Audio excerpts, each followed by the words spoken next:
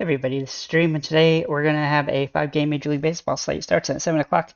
Before I get started, can you guys smash that like and subscribe button? Also, make sure to check the links below in the description for Discord and YouTube members and stuff like that. With that said, let's get into the slate. We do have two weather concerns in Kansas City game and the Chicago Cubs game, so do keep those in mind. And also check Kevin Roth on Twitter for updates on that, as well as on our Discord, so come check that out. Let's go ahead and get on our pitchers today. So we're going to start with Tyler Glasnow. He's the top overall option. He hasn't been particularly perfect this season, obviously, but he has some good games, and he has as much upside as anybody on this particular slate, and he's got the best matchup as well for pitching, and he pitched really well the last game. Stroman is a good alternative to him. He does face a pretty good opponent in Cleveland. However, Cleveland doesn't strike out much, so that does hurt his strikeout potential and kind of caps his total fantasy point output. But he's still a viable option as a P1 alternative. Then we'll look at Urias for the Dodgers. He's got the best matchup overall against Kansas City. His K rate does make him annoying, as he's only had one game where 5 strikeouts in the last 6 starts. This matchup does give him some upside, but he's had some really subpar games recently, so that is a concern. Then we'll look at Kirby as a P2 option or a P2 alternative.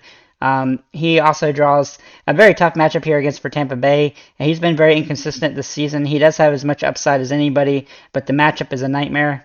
And then Tanner Bibee, he has some utility here. He's kind of a borderline Hail Mary option for Cleveland against the Cubs, but he's had 425 fantasy point games this season, and he's had three wins in the last 4 games. He's kind of a Hail Mary play as a result of the situation, as he's probably got a 12 to 17 fantasy point game in his potential here.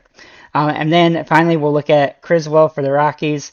Now, he is a rookie. He will be his first career Major League Baseball start. He's 2-7 in AAA this season with a 9.0 ERA, but he's been a really good top prospect for the Oakland, and then when he got traded to Colorado, he's the 17th best prospect in the Rockies organization.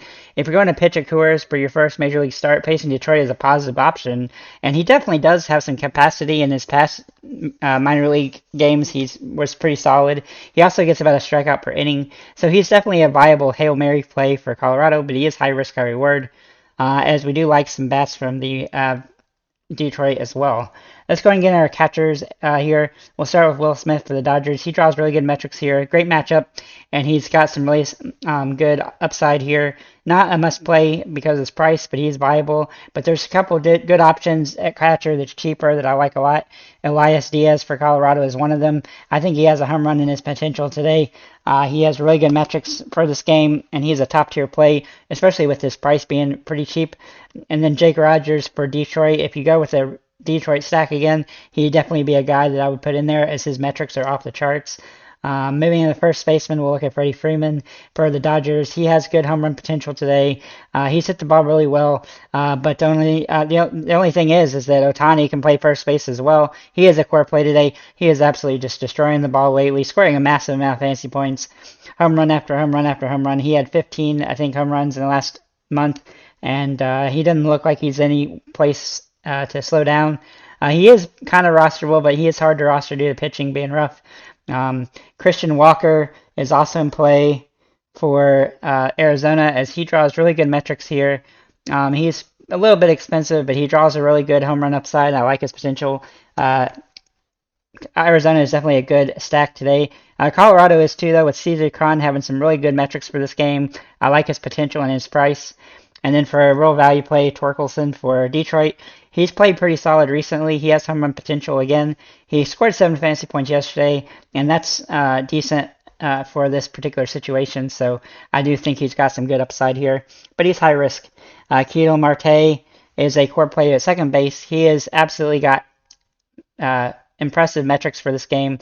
He's hitting the ball pretty solidly. He's having some big games lately too. I like his potential a lot. Andy Ibanez is also in play for Detroit. If you go with the Detroit stack, he'd be somebody to go with, as he draws really good metrics and home run potential, which he did yesterday. Drury for the Angels. If he draws the start, he'll be somebody to consider today with home run upside. He's got good metrics for this game, though he's been a little bit inconsistent recently. Moving to third base, this position, you can start with McMahon for Colorado. He has home run potential, but he's high risk, high reward, as he's been slumpy lately. Moving to Evan Longoria, who I really like a lot for Arizona. He's very cheap, and he draws really good metrics for this game. He's also got home run potential. And then Riviera, who doesn't have as much home run potential, but he's dirt cheap, and he's hitting the ball well this season. He's got good base hitting potential here, and a really cheap price, which definitely helps. Mookie Betts fits in at shortstop or outfield today, and he draws really good metrics for this game. He's had some absolutely monster games lately, and I like for that to continue in this plus matchup. Javier Baez is in play, though he's still a little bit overpriced on DraftKings for this situation, but he definitely draws good metrics for it. Tovera for Colorado is one of my guys I really like a lot. He's hitting the ball extremely well lately, and this is a really good situation for him. And then I also like Dansby Swanson some as kind of a contrarian play for the Cubs at the shortstop position, as he draws some really good metrics here. He doesn't really have home run potential, but he definitely draws good opportunity for a good game.